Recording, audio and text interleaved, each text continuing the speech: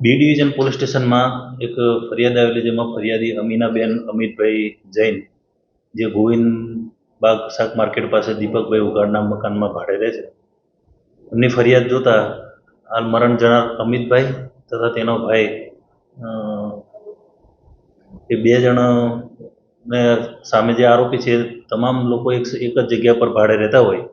એ દરમિયાન ગઈકાલે મરણ જનારનો ભાઈ આકાશ છે, જે આકાશની પત્ની છે, એ રીસેને પિયર જતી રહી હોય, જેથી ગુસ્સામાં આકાશ બપોરે બૂમાબૂમ કરતો હોય ઘરમાં.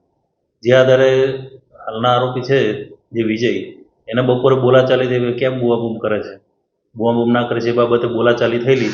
ત્યારબાદ રાત્રિના આશરે 9-1 વાગ્યાની આસપાસ અમિતભાઈ છે, જે આ લોકોનું તમામનું કોમન ટોયલેટ બાથરૂમ છે, એ ટોયલેટ બાથરૂમની અંદર બાથરૂમ ગયેલો હતો. એ દરમિયાન આ કામનો આરોપી જે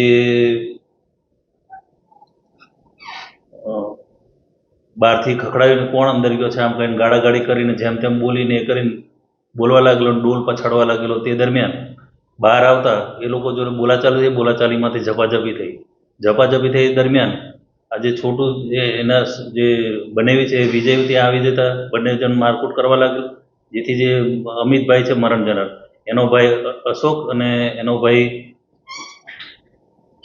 આવી જતા ઉગ્ર મારામારી થતા. એ દરમિયાન આ કામનો જે આરોપી છે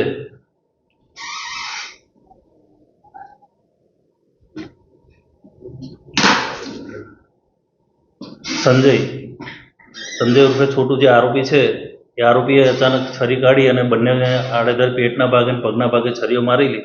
છરી મારી દીધી ત્યાંથી જતા રહેલા. તે દરમિયાન 108 બોલાવી અને બંને ભાઈઓને સિવિલ હોસ્પિટલ ખાતે 108માં રવાના કરેલ. પણ તે દરમિયાન બંનેના મરણ ગયેલું હોય એ બાબતની ફરિયાદ પોલીસ સ્ટેશનમાં નોંધાતા BNSની કલમ 103(1)54 તથા 296B મુજબ ફરિયાદ દાખલ કરવામાં આવેલી છે અને તેની તપાસ પોલીસ ઇન્સ્પેક્ટર રાણે સાહેબ કરી રહ્યા છે. અને હાલ ગણતરીના કલાકોમાં બી ડિવિઝન પોલીસ સ્ટેશનના સ્ટાફે આરોપીને ઝડપી પાડેલા છે અને હાલ ધોરણસર અટકાયત કરી આગળની તપાસ ચાલુ હશે.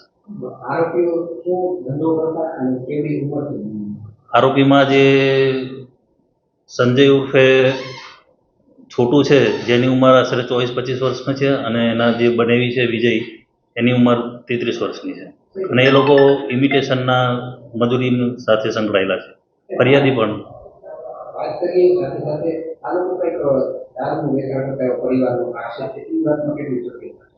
શું બાબત એવું હાલ સુધી કોઈ તપાસમાં ખુલેલું નથી, પણ આગળ વધારે તપાસમાં હાલ તપાસ ચલાવી રહ્યા છે. તપાસમાં વધુ ખુલેથી આગળ જાણવું પડશે. હાલ એવી કોઈ તથ્ય મળી નથી જાણવું.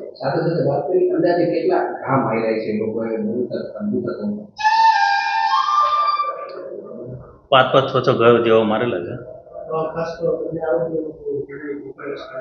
હાલ સુધી તો ગુનાહિત ઇતિહાસ નથી ધરાવતો, વર્ષોથી અહીં રહે છે. આરોપીઓ જે છે એ મૂળ જોનપુર ઉત્તર પ્રદેશના છે, અને જે મરણ જનારને ફરિયાદી જે છે એ લોકો મધ્યપ્રદેશના છે.